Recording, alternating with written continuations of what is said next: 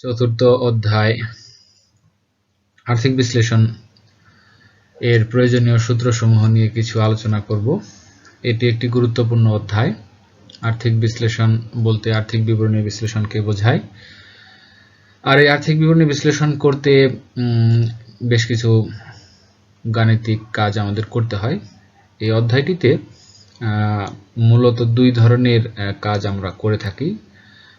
একটি হচ্ছে নগদ প্রবাহ বিবরণী, আর একটি হচ্ছে ব্রেক ইভেন পয়েন্ট বা আর্থিক বিশ্লেষণের যে সূত্র দিয়ে যে কাজগুলো করা হয় সেগুলো। এই অঙ্কগুলো করার জন্য অনেকগুলো সূত্র রয়েছে, তার মধ্যে সবচেয়ে বেশি যে সূত্রগুলো ব্যবহার হয়ে থাকে সেই সূত্রগুলো নিয়েই কথা বলবো আজকে। তো শুরু করা যাক ছাত্রছাত্রীরা। প্রথমে যে সূত্রটি রয়েছে সেটি হচ্ছে ব্রেক ইভেন পয়েন্ট একক ইকুয়াল টু স্থায়ী ব্যয় ভাগ একক প্রতি বিক্রয় মূল্য বিয়োগ একক প্রতি পরিবর্তনশীল ব্যয়। এটি ব্রেক ইভেন পয়েন্ট এককে নির্ণয় করার জন্য ব্যবহার হয়ে থাকে। তার আগে একটু জানা প্রয়োজন যে ব্রেক ইভেন পয়েন্ট কি। কোনো প্রতিষ্ঠানের মোট বিক্রয় থেকে যে টাকা আয় হয় এবং যত টাকা খরচ হয়, তখন যদি সেটি সমান হয়, যে বিন্দুতে সমান হয় চিত্রের মাধ্যমে উপস্থাপন করলে সেই বিন্দুটিকে আসলে ব্রেক ইভেন পয়েন্ট বলা হয়ে থাকে। আর এটি দুটি উপায়ে নির্ণয় করা যেতে পারে। প্রশ্ন হতে পারে যে কত একক পণ্য বিক্রয় করলে প্রতিষ্ঠানের আয় এবং ব্যয় সমান হচ্ছে, আবার কত টাকা বিক্রি করলে প্রতিষ্ঠানের আয় এবং ব্যয় সমান হচ্ছে।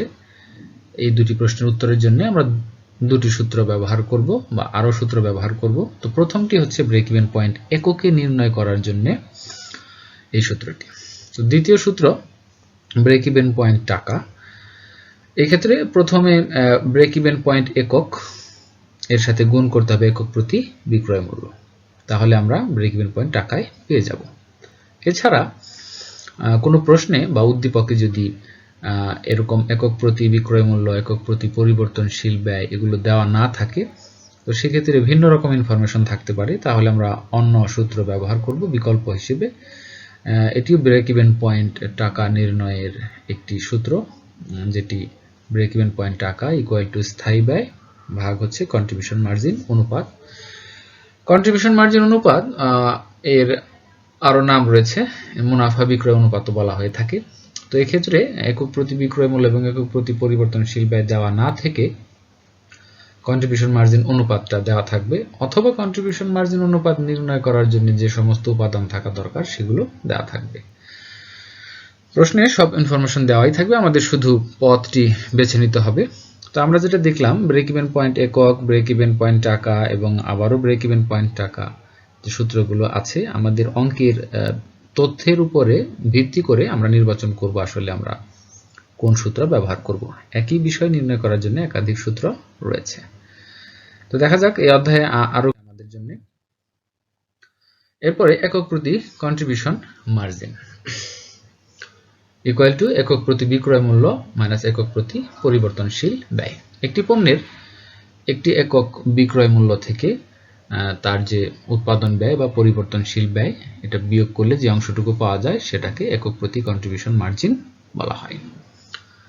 তো কন্ট্রিবিউশন মার্জিন নির্ণয় করতে বললে, যদি একক প্রতি কন্ট্রিবিউশন মার্জিন নির্ণয় করতে বলে, আমরা এই সূত্রটি ব্যবহার করব।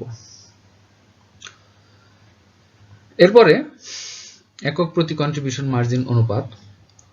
এখানে কন্ট্রিবিউশন মার্জিনের সাথে কন্ট্রিবিউশন মার্জিন অনুপাতও চাওয়া হয় নির্ণয় করার জন্য। তো সেক্ষেত্রে আমরা সূত্র ব্যবহার করব একক প্রতি কন্ট্রিবিউশন মার্জিন অনুপাত ইকুয়াল টু একক প্রতি কন্ট্রিবিউশন মার্জিন ভাগ একক প্রতি বিক্রয় মূল্য গুণ হচ্ছে 100। তোমাদের একটি বিষয় মনে রাখতে হবে যে সকল সূত্রের মধ্যে অনুপাত কথাটি রয়েছে সেই সূত্রের শেষে অবশ্যই গুণ 100 আকারে থাকবে। আর আরেকটি কথা এখানে বলে রাখা ভালো যে কন্ট্রিবিউশন মার্জিন অনুপাত এটা একক প্রতি নির্ণয় করা হোক আর মোট এর উপর নির্ণয় করা হোক, ফলাফল কিন্তু একই আসবে। তারপরেও প্রশ্নের উপর ভিত্তি করে আমাদের সূত্র শিখে রাখতে হবে, যেভাবে প্রশ্নে চাওয়া হবে সেভাবে আমরা উত্তর করব। এরপরে 6 নম্বর যে সূত্রটি দেখতে পাচ্ছি, কন্ট্রিবিউশন মার্জিন। এখানে মোট বিক্রয় মূল্য বিয়োগ হচ্ছে মোট পরিবর্তনশীল ব্যয়। কোনো প্রতিষ্ঠানের যদি নির্দিষ্ট কোনো একক দেওয়া থাকে যে একটি প্রতিষ্ঠান 10,000 একক বা 20,000 একক বা 30,000 একক এরকম উৎপাদন করবে, সেক্ষেত্রে কিন্তু কন্ট্রিবিউশন মার্জিন চাওয়া হলে একক প্রতি কন্ট্রিবিউশন মার্জিন নির্ণয় করলে চলবে না। সেক্ষেত্রে আমাদের ওই প্রতিষ্ঠানের মোট কন্ট্রিবিউশন মার্জিনটাই নির্ণয় করতে হবে। সেক্ষেত্রে আমরা মোট বিক্রয় মূল্য থেকে মোট পরিবর্তনশীল ব্যয় বিয়োগ দিব।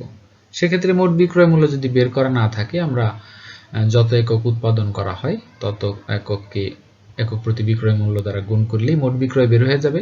একইভাবে যত একক উৎপাদন করা হয় বা বিক্রি করা হয় তত এককে তার পরিবর্তনশীল ব্যয় দিয়ে গুণ করলে মোট পরিবর্তনশীল ব্যয় বের হয়ে যাবে। এরপর আমরা কন্ট্রিবিউশন মার্জিন পেয়ে যাব। তো এটা আমরা ব্যবহার করব তখন যখন কোনো প্রতিষ্ঠানের একটি নির্দিষ্ট পরিমাণ একক বিক্রয় বা উৎপাদন সম্বন্ধে যদি বলে দেওয়া থাকে নির্দিষ্ট করে। আর 7 নম্বরে যেটা দেখব সেটা হচ্ছে কন্ট্রিবিউশন মার্জিন অনুপাত। এটা কন্ট্রিবিউশন মার্জিন ভাগ হচ্ছে মোট বিক্রয় গুণ 100। আমি আগেই বলেছি 5 নাম্বার এবং 7 নাম্বার একক প্রতি কন্ট্রিবিউশন মার্জিন নির্ণয় করলে যে ফলাফল আসবে, মোট কন্ট্রিবিউশন মার্জিন নির্ণয় করলেও একই ফলাফলই আমরা পারবো। যে শতকরা যে পার্সেন্টটা আসে সেটা একই রকম থাকবে। এই অধ্যায়ে আরো কিছু গুরুত্বপূর্ণ সূত্র রয়েছে যে প্রশ্নগুলো বেশি দেখতে পাওয়া যায়। নিরাপত্তা প্রান্ত। নিরাপত্তা প্রান্ত ইকুয়াল টু মোট বিক্রয় বিয়োগ হচ্ছে ব্রেক ইভেন পয়েন্ট টাকা। নিরাপত্তা প্রান্ত বলতে একটি প্রতিষ্ঠান যত টাকা বিক্রয় করে সেখান থেকে সমচ্ছেদ বিন্দু বা ব্রেক ইভেন পয়েন্ট যেটাই বলি না কেন, সেই অংশটুকু যদি বাদ দেওয়া হয়, বাড়তি যে অংশটুকু থাকে সেটাই হচ্ছে নিরাপত্তা প্রান্ত। আমি আসলে এখানে আজকে সূত্রগুলো তোমাদের সামনে উপস্থাপন করছি। এখানে অনেকগুলো প্রশ্ন থেকে যায়, প্রত্যেকটারই আলাদা আলাদা সংজ্ঞা রয়েছে। এখানে নিরাপত্তা প্রান্ত কাকে বলে, এরপর ব্রেক ইভেন পয়েন্ট কাকে বলে, বা কন্ট্রিবিউশন মার্জিন কি, এই ধরনের প্রশ্ন রয়েছে। এই প্রশ্ন নিয়ে আমি অন্য ক্লাসে আলোচনা করব। আজকে শুধু সূত্রগুলো আমরা দেখে নিচ্ছি। এরপরে একইভাবে নিরাপত্তা প্রান্ত অনুপাত যদি নির্ণয় করতে বলে, সেক্ষেত্রে নিরাপত্তা প্রান্তকে মোট বিক্রয় দ্বারা ভাগ করতে হবে এবং সেই ভাগফল 100 দ্বারা গুণ করতে হবে। তাহলে নিরাপত্তা প্রান্ত অনুপাত ইকুয়াল টু নিরাপত্তা প্রান্ত ভাগ হচ্ছে মোট বিক্রয় ইনটু 100। এক্ষেত্রে বলে রাখা ভালো যে নিরাপত্তা প্রান্ত অনুপাত নির্ণয় করার জন্য আমাদের আগে নিরাপত্তা প্রান্ত নির্ণয় করে নিতে হবে। প্রশ্নীয়ভাবে তথ্য দেওয়া থাকলে আমাদের সেখান থেকে প্রথমে আমরা নিরাপত্তা প্রান্ত নির্ণয় করে নিব, এরপর আমরা নিরাপত্তা প্রান্ত অনুপাত নির্ণয় করতে পারব। আর যদি প্রশ্নে সরাসরি নিরাপত্তা প্রান্ত দেওয়া থাকে তাহলে সেটাকে মোট বিক্রয় দিয়ে ভাগ করলেই হয়ে যাবে। এর পরবর্তীতে 10 নম্বর যে সূত্রটি রয়েছে, অনেক সময় আমাদের আর্থিক বিশ্লেষণ করার জন্য প্রতিষ্ঠানের প্রত্যাশিত মুনাফা কত, এই প্রশ্নটি জানতে চাওয়া হয়। কোন প্রতিষ্ঠান এর মুনাফা কতটুকু প্রত্যাশা করতে পারে সেটি নির্ণয় করার জন্য আমাদের যেটি করতে হবে, প্রতিষ্ঠানের মোট বিক্রয় থেকে মোট পরিবর্তনশীল ব্যয় বাদ দিতে হবে এবং স্থায়ী ব্যয়ও বাদ দিতে হবে। তারপর যে অংশটি পাওয়া যাবে সেটি হচ্ছে প্রতিষ্ঠানের প্রত্যাশিত মুনাফা। এই ক্ষেত্রে প্রতিষ্ঠানের মোট বিক্রয় পরিমাণ দেওয়া থাকতে পারে, আবার নাও দেওয়া থাকতে পারে। যদি দেওয়া না থাকে, আমরা নির্দিষ্ট একক দেওয়া থাকবে, সেটাকে একক প্রতি বিক্রয় মূল্য দ্বারা গুণ করে বের করে নিব। একইভাবে যত একক উৎপাদন বা বিক্রয় দেওয়া থাকবে সেটাকে একক প্রতি পরিবর্তনশীল ব্যয় দিয়ে গুণ করে মোট পরিবর্তনশীল ব্যয় বের করে নিব। আর স্থায়ী ব্যয় তো অবশ্যই দেওয়া থাকবে। তো এইভাবে প্রত্যাশিত মুনাফা জানতে চাওয়া হলে মোট বিক্রয় মাইনাস মোট পরিবর্তনশীল ব্যয় মোট স্থায়ী ব্যয় দিলেই হয়ে যাবে। তবে প্রশ্নের তথ্যের উপরে ভিত্তি করে সূত্র পরিবর্তন হতে পারে।